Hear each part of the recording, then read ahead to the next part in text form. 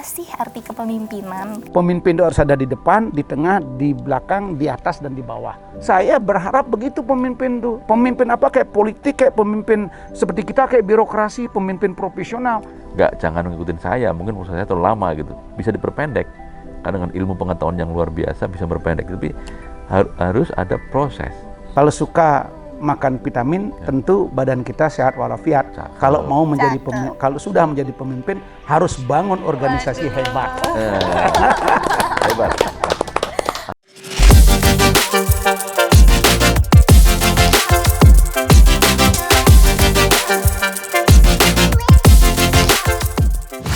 Hey guys, kita hadir di podcast Pustakawan Bank Indonesia. Sebelumnya thank you banget loh buat teman-teman yang udah klik video ini dan nonton. Thank you banget. Jangan lupa like, comment, share, and subscribe ya. Nah, jadi hari ini kita bakal bahas topik yang menarik banget sih buat ngisi waktu gabut teman-teman di rumah gitu. Dan kita udah kehadiran nih dua pembicara yang super duper keren banget buat ngasih kalian insight gitu, buat lebih berkembang lagi di masa pandemi ini. Jadi topik kita hari ini ringan-ringan aja, nggak berat-berat banget gitu teman-teman ya. Jadi kita bakal bahas tentang kepemimpinan nih bersama Pak Trisno dan juga Prof. Dasi. Aku mau kenalin dulu untuk teman-teman yang nonton podcast ini.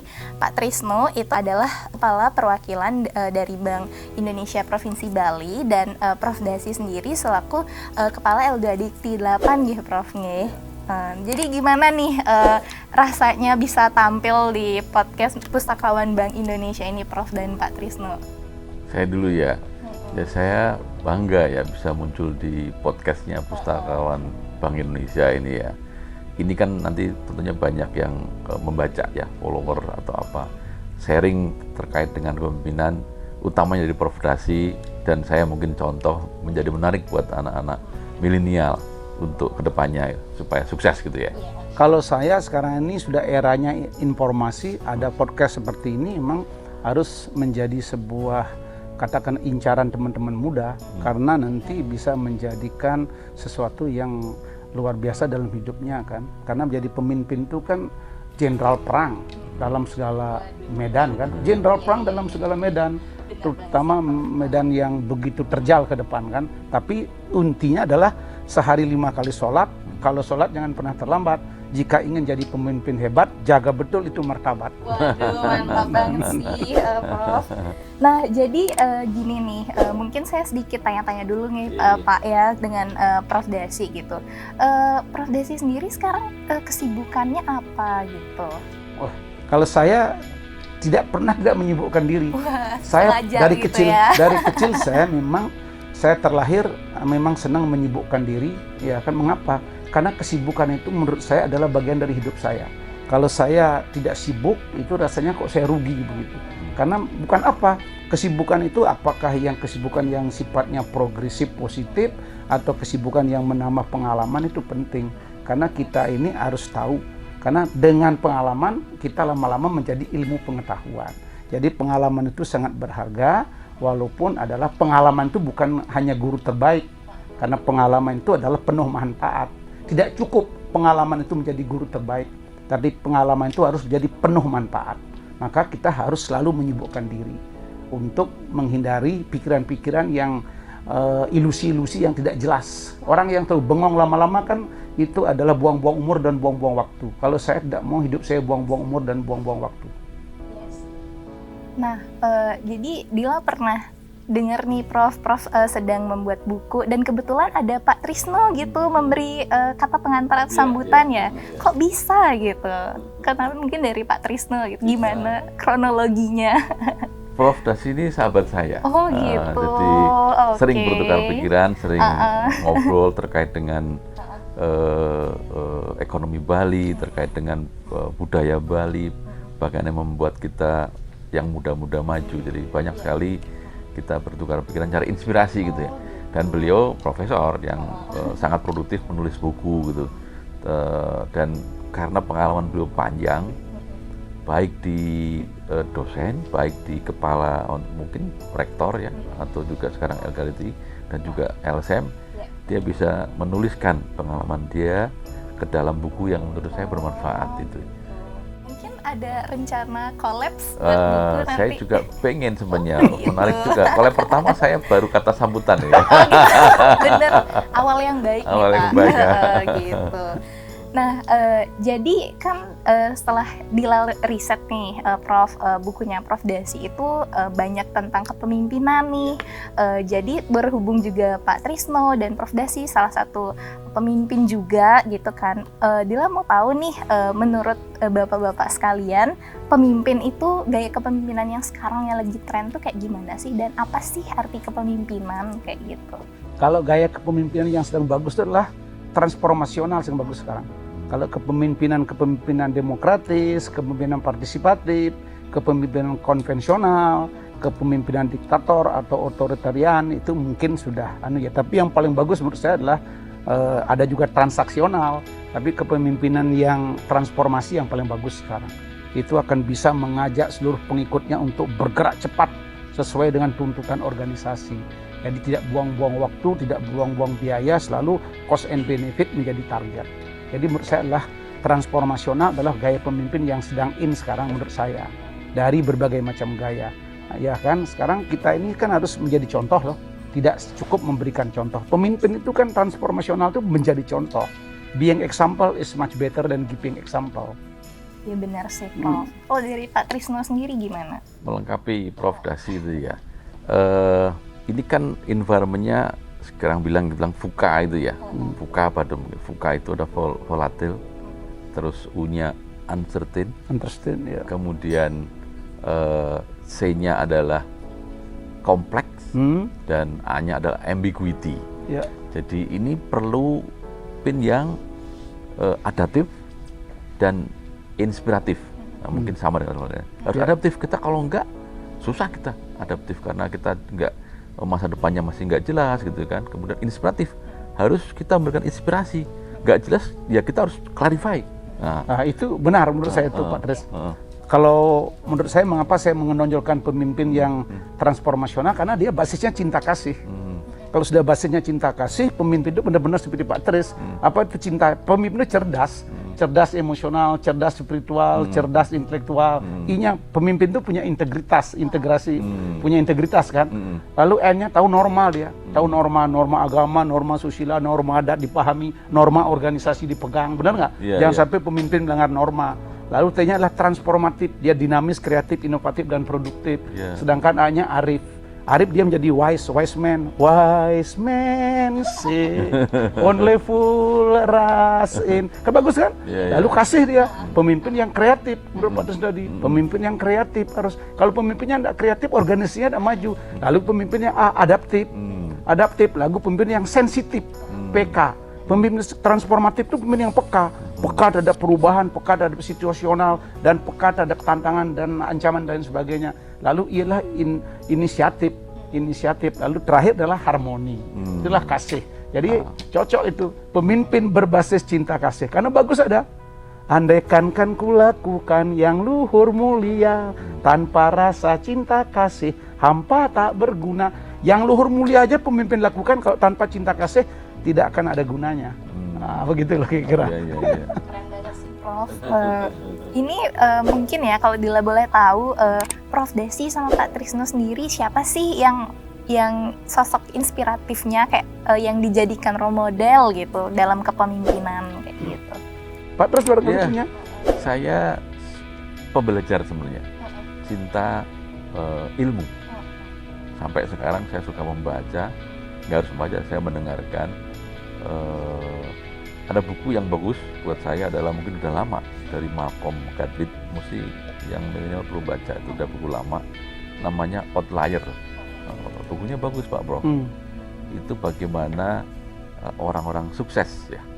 Salah satu chapternya terkait bagaimana sebenarnya orang, ada yang bilang begini, orang tuh semua bisa gitu, asal kita mau melakukan sungguh-sungguh.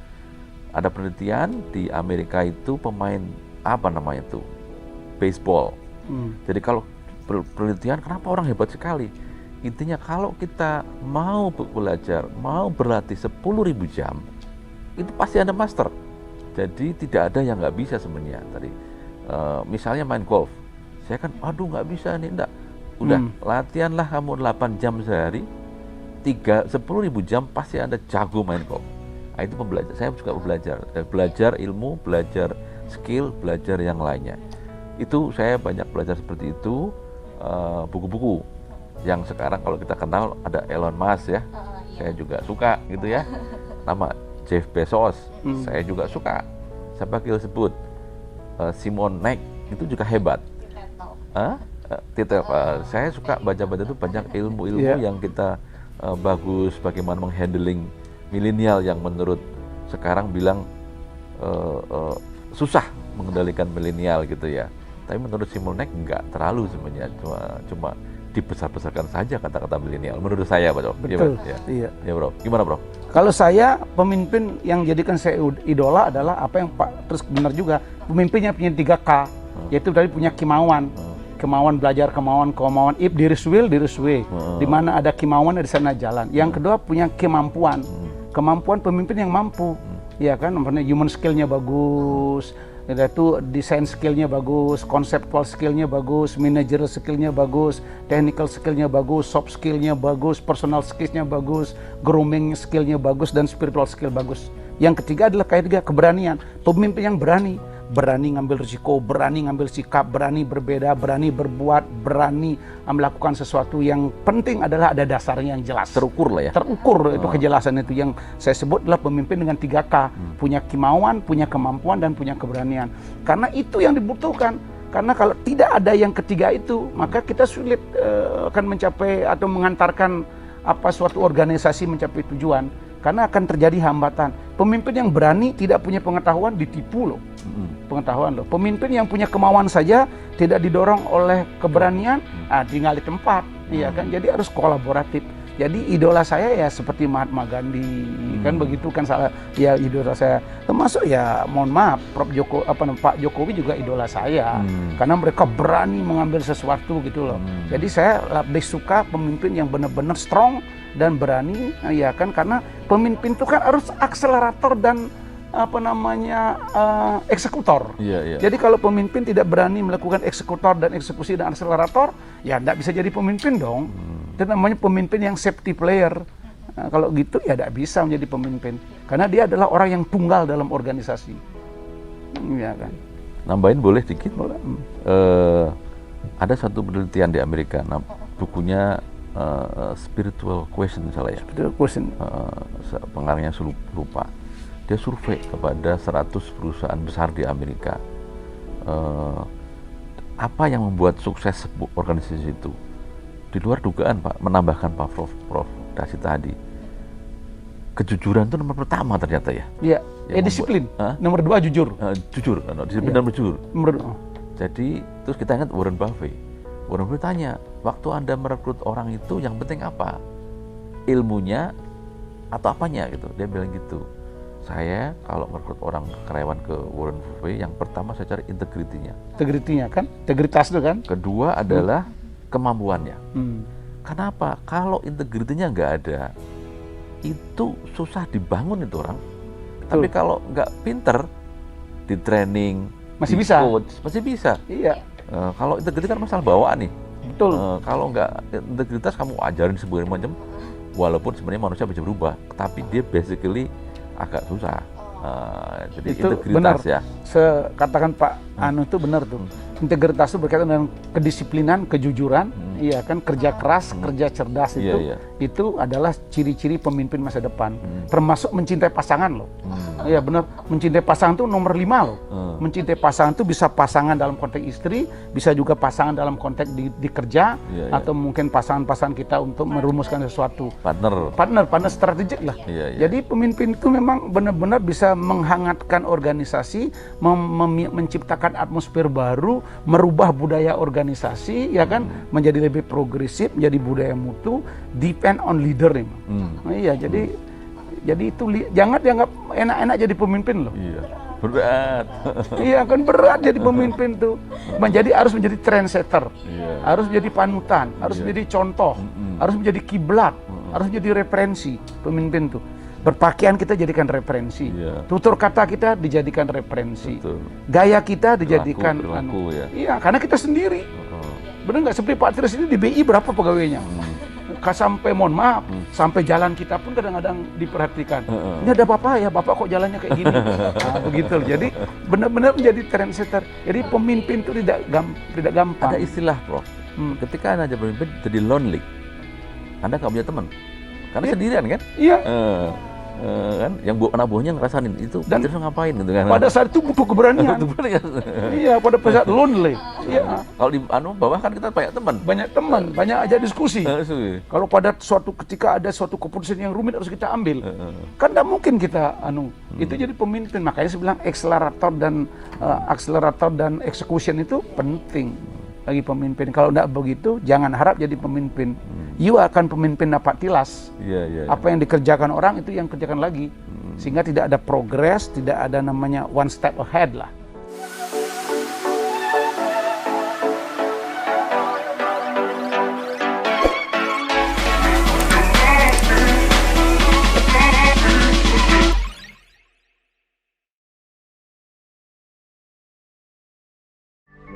Apa yang saya katakan, sukses itu lebih gampang daripada membuka baju.